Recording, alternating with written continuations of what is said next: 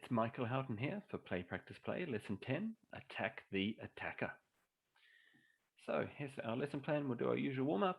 We'll play a game called Elimination Ball. We'll play a small-sided game which has a 1 point for circle entry and 3 points for a goal.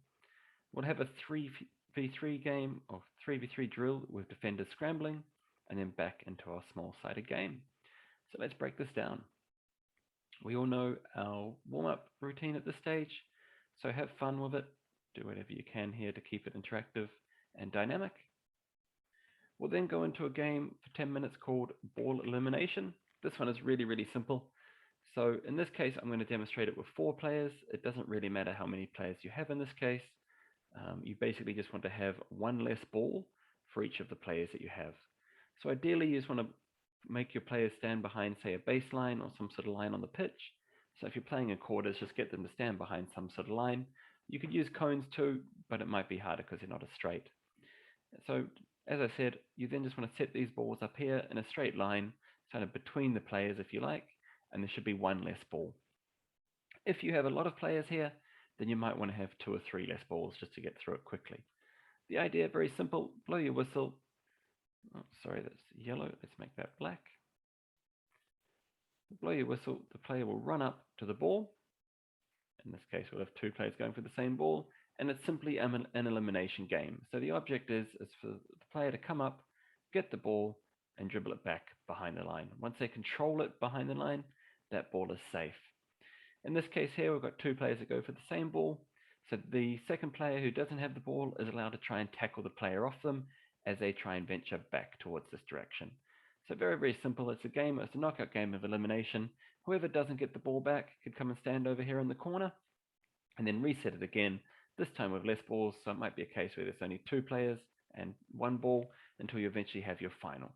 So you basically just play until you eliminate the balls, and you can do this 2 or 3 times. It should be a lot of fun, and it's fairly quick as well. We're then going to go on to play 1. This doesn't need a diagram. It's very simple to explain. So basically what we're looking to do here is we're just looking to play our normal small-sided game with the constraint that for every circle entry that the player makes or the attacking team makes in a controlled manner, then they get 1 point. All right, and then if they score a goal, that goal is actually worth 3 points. All right, so basically we need to make sure that we clarify what a controlled circle entry is. So that would be an attacking player dribbling the ball through to the circle, or alternatively making a pass that goes into the circle or injected into the circle that is then received from an attacking player. All right, so we want good, clean, controlled circle entry. What we're looking here is that our defenders actually make sure that they attack the attacker. That's the term here. And basically what we mean by that is that they don't hang back, but rather they actually advance on the attacker. We're trying to keep the defenders out of our circle, and in fact, a better hockey technique is to keep the attackers out of our 23-yard area, right? Because inside the 23-yard, if there's a deliberate foul there, the player can give away a short corner. So we're looking for our players to advance on the attackers and keep the ball away from the circle and the 23-yard area as much as possible. In this case, we're just worrying about circle penetration today. So we want to see our players trying to get themselves out of the circle. And obviously that's good for the game of hockey, because it means that if the ball hits their feet, for example, and it's an accident, then at least they're not giving a short corner away, which can result in a goal being scored. All right, so very simple. I'll just explain that again. Small-sided game, circle entry, controlled circle entry. So if there's a circle entry controlled, that's 1 point. If a goal is scored, that's another 3 points. So potentially there's 4 points to be scored from getting a goal. We'll then go into our practice, okay, which will be a 3v3 drill again. So I've done this for the last couple of weeks with some variation. This one I think is quite good. Okay, again, it's a little bit hard to explain, but hopefully we're going to get this sorted. All right, so I'll start by talking about the attackers. Okay, so our 3 attackers, in this case, the attackers are going to be going this direction. All right, they just start with 1 player here with the ball, and then 2 other kind of inside cones here. So they've got this kind of triangle formation here. We're looking for that sort of pass to be made. All right, and we're actually going to start 2 defenders outside of this triangle. All right, so 2 defenders outside of this area, basically. And the blue cone is for the defenders here. All right, so they're going to be starting outside, and then we're going to have one defender in here. All right. And what we're looking to is we're looking for our attackers to make a pass. So in this case, the ball might go out this way. We're looking for this defender to step onto this attacker. Okay, so we want to see them step, and we want to see our defenders here scrambling. All right, so in this case, we might see this defender pick up this attacker, and maybe this defender come into this space here, right? Maybe they're going to come into here to try and be here for this attacker. Okay, so there's a couple of ways that this can go. All right, and we just really, I'm going to try and explain what we're looking to encourage here. Okay, effectively what we're looking to, let's say that this defender stepped up on this player here. We're looking for our players to step in behind our attacker, sorry, behind our defender. So our defender steps up, and our other defenders then need to retreat in behind that defender to be there for the next line of defense. Okay, so this is a concept known as attack the attacker.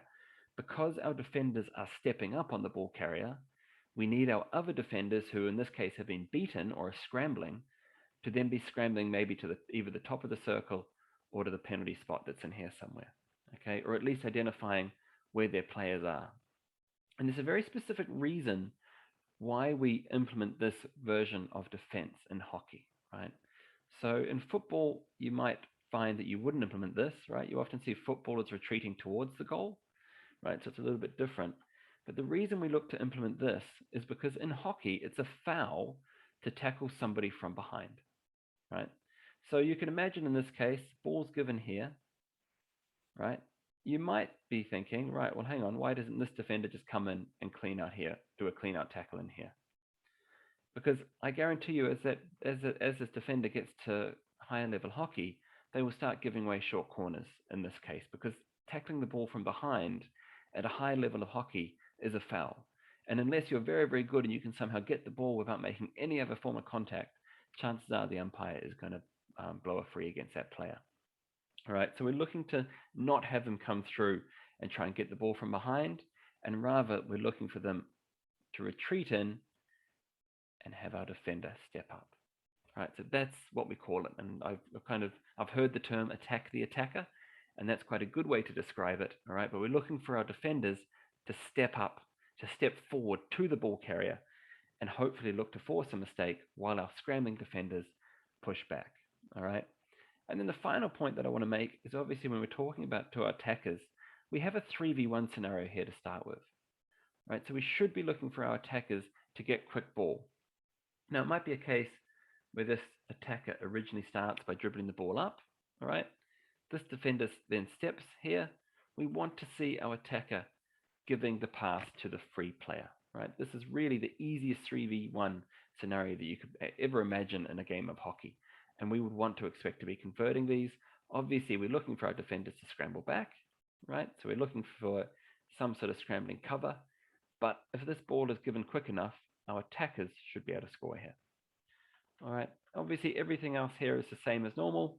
Our attackers just look to get a goal. Our defenders, if they get the ball, we're looking for them just to clear it out to the sidelines. All right. And what I would often do is just put a couple of cones here and just say, right, if you clear it out to the sideline from here, then that's the game over. And just remember again, with these 3v3s, they should only last 30 seconds to a minute every time. So you can have two different sets of defenders. Maybe you want to have 3 defenders to start with and do 4 or 5 of these at a go, and then swap out your attackers every time. Right? So if you had 12 players here, you might have 3 defenders for a while, and then 3 sets of attackers. Very, very simple. Right? Play 2, we just go back into the game again. We still have that constraint of the circle entry. And again, as we've done previously, you might then want to drop that for the last 5 or 10 minutes so they just have a normal game. And then we can see if we have our defense moving in an attack the attack formation. This was number 10. I've got 4 more lesson plans to do after this week, 14 in total. So do subscribe, and always remember to play, practice, play.